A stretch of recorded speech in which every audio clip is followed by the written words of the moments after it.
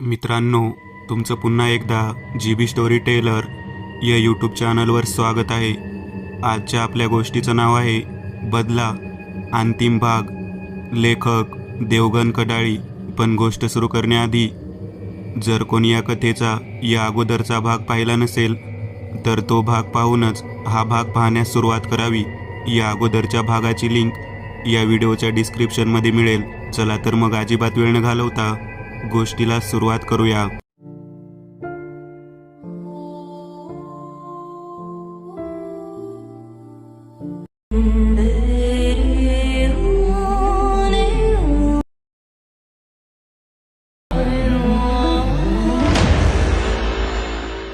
आई आई, निकिताच्या खोलीमधून ओरडण्याचा आवाज आला. आता कुठे तांबडं फुटत होते व सुष्मिता स्वयंपाकघरातच होती. निकिताचे ओरडणे ऐकताच ती वरती धावली व सरळ तिच्या खोलीत शिरली. निकिता भेदरली होती व बांधलेले हातपाय सोडवण्यासाठी धडपडत होती. सुष्मिताला खोलीत पाहताच ती म्हणाली, आई, मला असे बांधून का ठेवले आहे? आई, सोड ना ग, मला हातपाय दुखत आहेत. आपल्या मुलीला बरं वाटते हे पाहून सुष्मिताला आनंद झाला. तिने प्रेमाने तिच्या डोक्यावर हात फिरवला. निकिताचे ओरडणे ऐकून सुरेश सुद्धा धावतच तिच्या खोलीत आला होता. सुरेशला पाहता सुष्मिता त्याच्या जवळ गेली. बघ सुरेश, आपली मुलगी बरी झाली आहे.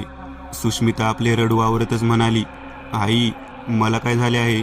अगं आई, सोड ना ग लवकर, दुखतंय.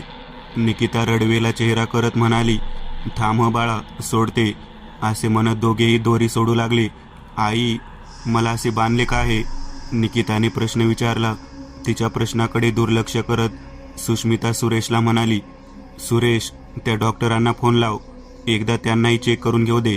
निकिता थोड्या रागातच, म्हणजे त्या डॉक्टरांनी मला बांधायला सांगितले होते काय? थांब, मी त्याला बघतेच. अगं तसे काही नाही, वेळ आल्यावर तुला सगळे सांगतेच, आधी तू फ्रेश हो बघू. निकिता फ्रेश झाली होती. तिने आपल्या अंगावर एक पांढरा फ्रॉक घातला. ती त्यात अत्यंत सुंदर दिसत होती. सुष्मिता व सुरेश डॉक्टरांना घेऊन तिच्या खोलीत आले. नितेश तर तिच्या देखण्या रूपाकडे पाहतच राहिला. त्याने कसे तरी स्वतःला सावरले. त्याने तिला चेक केले. त्याला सर्व काही नॉर्मल जाणवले. काळजीत दिसणाऱ्या त्याच्या आई वडिलांकडे फिरत नितेश म्हणाला, काळजी करण्यासारखे काही कारण नाही, मला वाटते सर्व काही चांगले झाले आहे. ते सर्वजण खाली आले. नितेश निघणार तो सुष्मिता म्हणाली, डॉक्टर, नाश्ता करून जा.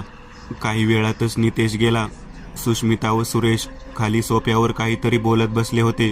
समोरच करण आपल्या खेळण्यांसोबत खेळत होता. आई, मला बाहेर जायचे आहे. मला आठवत सुद्धा नाही का मी कधी घराबाहेर पडले होते किंवा नाही. निकिता म्हणाली, तू विचारतेस कसली, जा की, आज खूप फिर.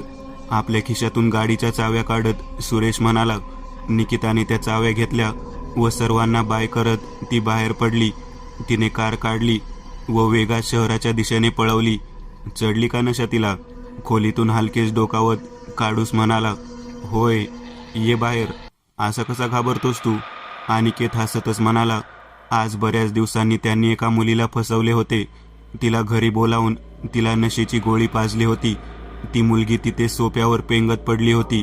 ते दोघे तिला हात लावणार तोच दारावरची बेल वाजली. दोघेही फार घाबरले.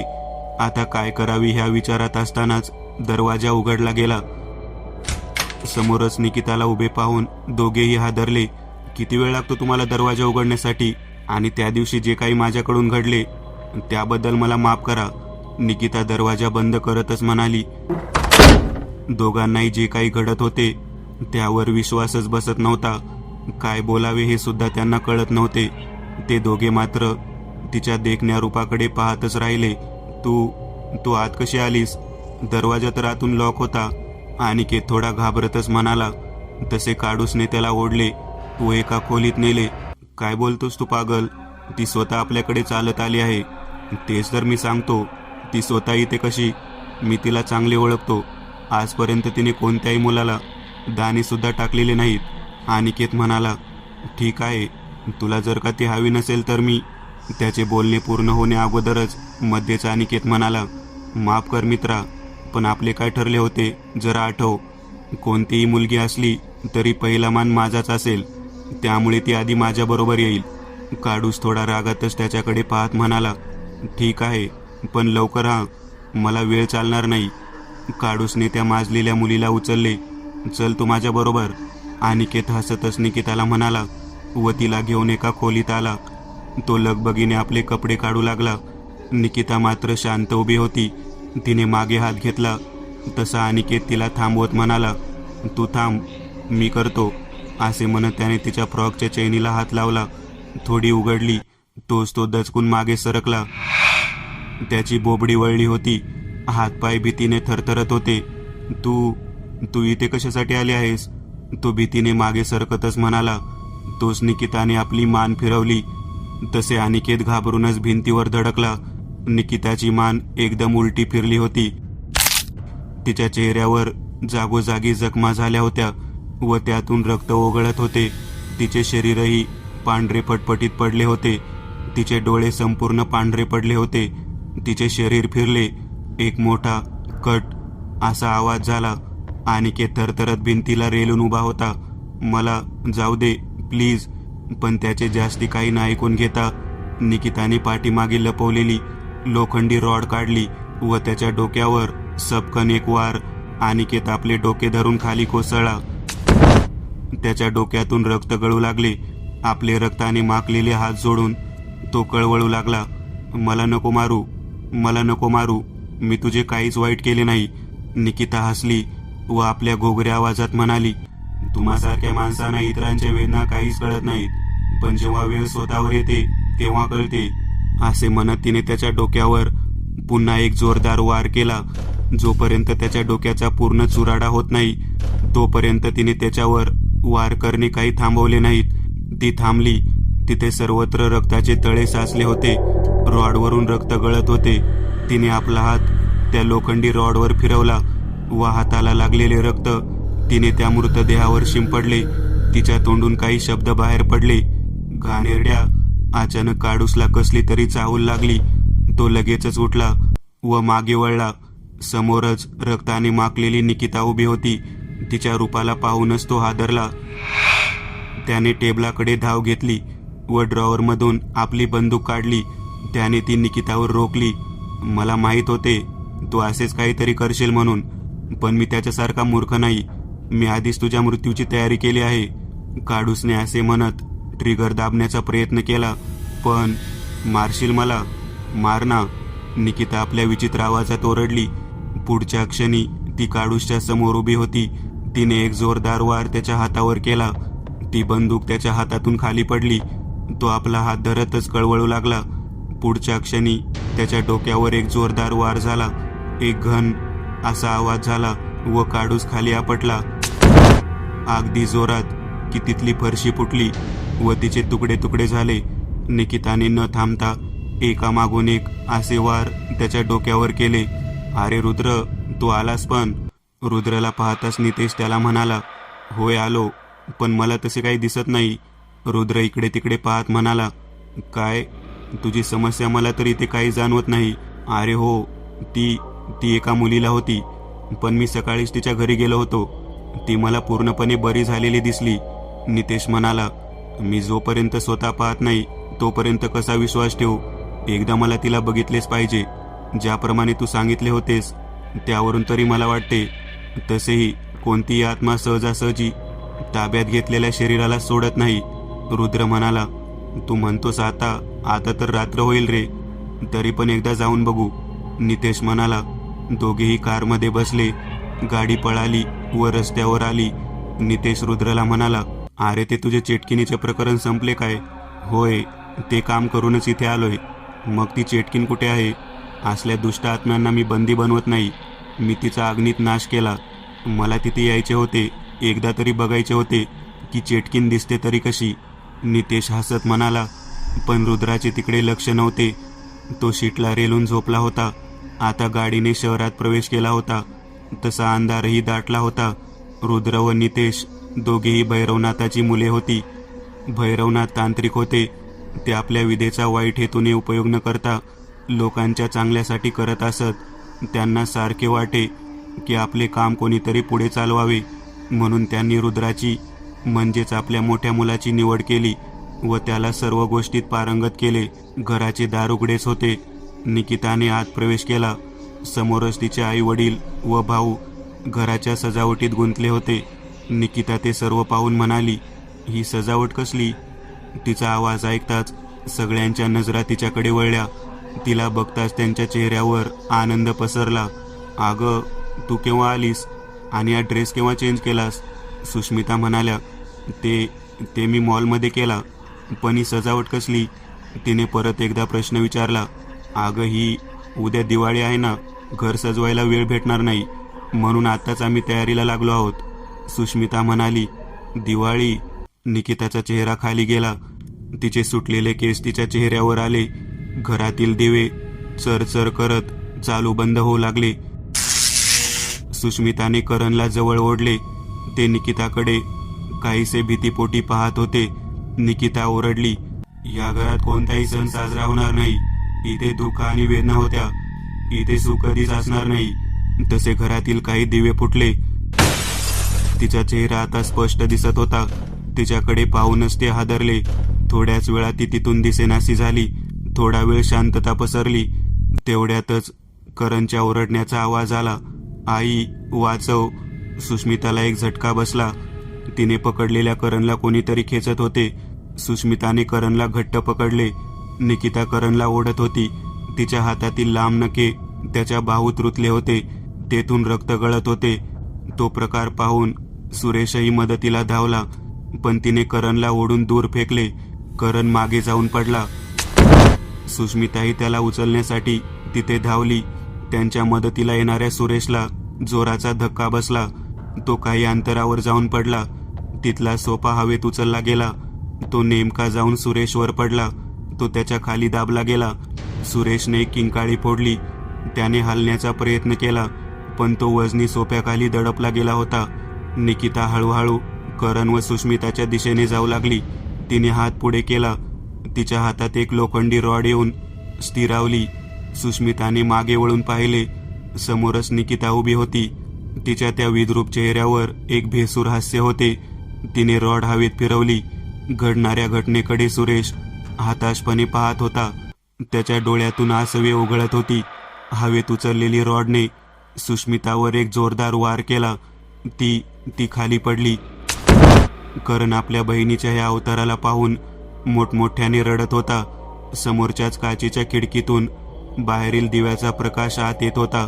बेशुद्ध पडलेल्या आपल्या आईवर वार करण्यासाठी निकिताने रॉड उचलली, पण तेवढ्यात तिथे एक मोठा आवाज निर्माण झाला व लख्ख प्रकाश. निकिता जोरात हवेत उडाली. ती थेट काचेची खिडकी फोडून खाली आपटली. सुरेशला काय होत आहे याची काहीच कल्पना येत नव्हती, पण तेवढ्यात त्याची नजर दरवाजावर गेली. तिथे डॉक्टर आणि त्यांच्यासोबत आणखी कोणीतरी उभे होते. नितेश व रुद्र घरात शिरले. नितेशने लगेचच रुग्णवाहिकेला फोन केला. दोघेही आत आले. आधी त्यांनी सोफ्याखाली अडकलेल्या सुरेशला सोडवले. नंतर ते सुष्मितापाशी आले. सुष्मिता बेशुद्ध झाली होती. तिच्या डोक्याला एक खोल जखम झाली होती व त्यातून रक्त वाहत होते. करणलाही जागोजागी जखमा झाल्या होत्या. काही वेळातच रुग्णवाहिका आली. दोघांनाही त्यात टाकले. रुद्र, नितेश व सुरेश परत एकदा घरात शिरले. ते त्या जागेवर आले जिथून निकिता खाली पडली होती. तिघांनी खाली डोकावून पाहिले, पण खाली काचांचे तुकडे आणि लाकडी पट्ट्यांशिवाय काहीच नव्हते. घराच्या वरच्या मजल्यावरून काहीतरी आवाज येत होते. बहुधा ती वरती असावी. तिघांची पावले उचलली गेली. ते तिघे निकिताच्या खोलीपाशी येऊन थांबले. रुद्राने हळूच दरवाजा ढकलला, पण आत कोणीच नव्हते. तिघांनी आत प्रवेश केला. थोडासा खोलीत प्रकाश होता. त्या प्रकाशात त्यांना हवेत तरंगणाऱ्या वस्तू दिसल्याच नाहीत. त्यांना जाणवले की आपल्या आजूबाजूच्या सर्व लहान मोठ्या वस्तू हवेत उचलल्या गेलेल्या आहेत. ते पुढचे काही पाऊल उचलणार तोच त्या सर्व वस्तू त्यांच्यावर येऊन आदळल्या. त्यांना जागोजागी खरचटले गेले. तोल जाऊन खाली पडलेल्या रुद्रची नजर वरती गेली. छतावर निकिता पालीसारखी चिकटलेली होती. तिच्या विद्रूप काळवंडलेल्या चेहऱ्यावर एक विचित्र हास्य पसरले होते. तिघेही सावरून उठले. रुद्राने आपल्या पिशवीत हात घातला. त्यातून एक काचेची बाटली काढली. त्यातील पाणी आपल्या हातात घेतले. त्याने डोळे मिटून काही मंत्र पुटपुटले व ते पाणी निकितावर भिरकावले. निकिता छतावरून सरळ पलंगावर आपटली. एक धाब असा आवाज झाला. सुरेश लगेचच धावत तिथे गेला. त्याला आपल्या मुलीची काळजी होती. अंधारात नीटसे दिसतही नव्हते. तोच सुरेशवर निकिताने कशाने तरी वार केला. सुरेश कळवळतच मागे सरकला व खाली पडला. रुद्रही पलंगाजवळ धावला.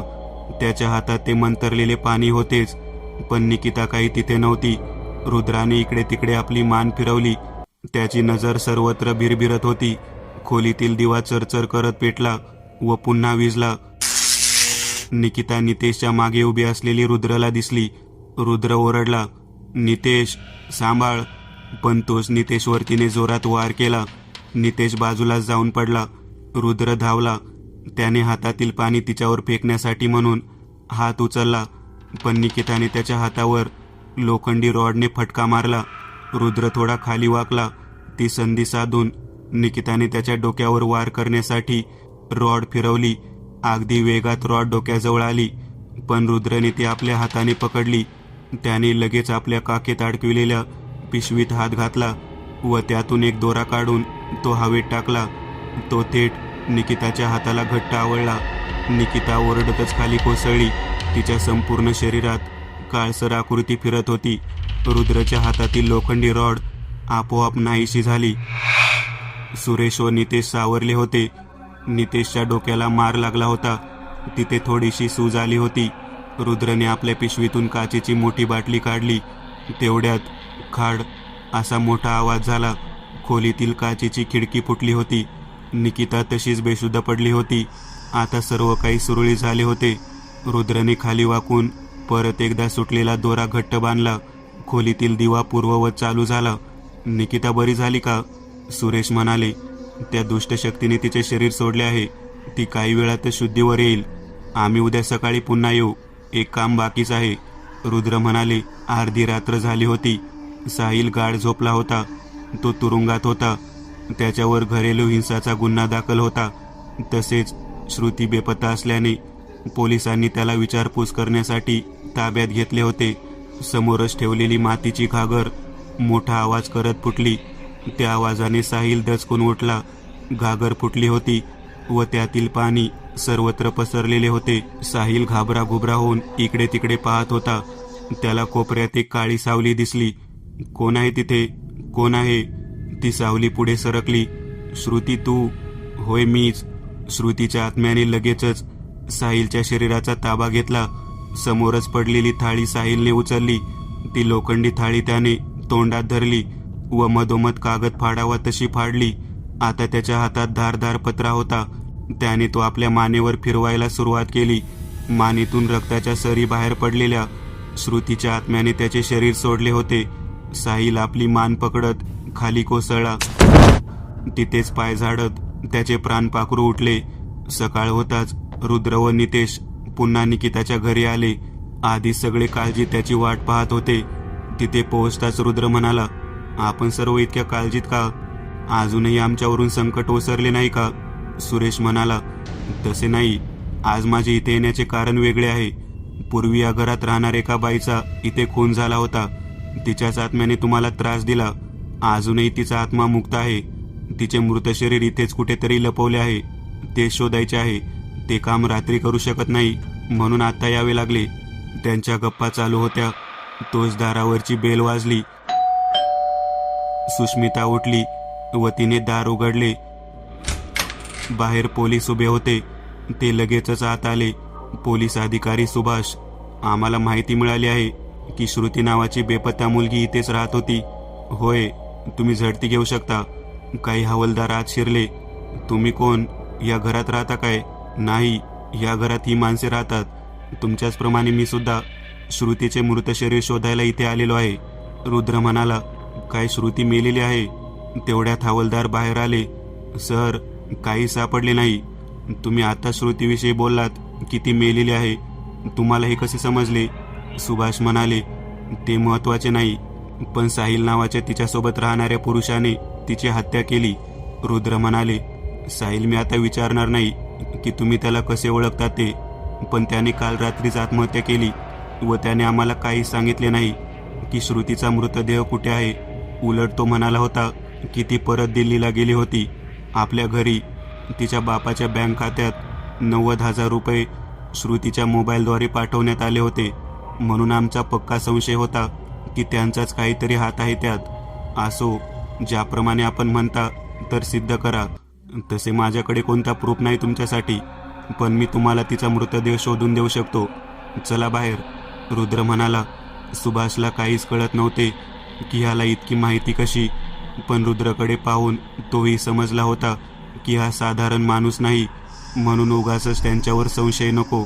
रुद्रने आपल्या पिशवीतून काचेची बाटली बाहेर काढली, ज्यात पांढरा धूर साचला होता. रुद्रने त्यावरील दोरे आधी सोडले व आपले डोळे त्याने मिटले. काही वेळातच त्या बाटलीचे झाकण त्याने उघडले. त्या बाटलीतून पांढरट काही बाहेर पडले. तिथेच घरावर बसलेल्या कावळ्याकडे ते वेगाने गेले. कावळा विचित्र आवाजात ओरडला. त्याचे डोळेही पांढरे झाले. सर्वजण तो घडणारा प्रकार स्तब्ध होऊन पाहत होते.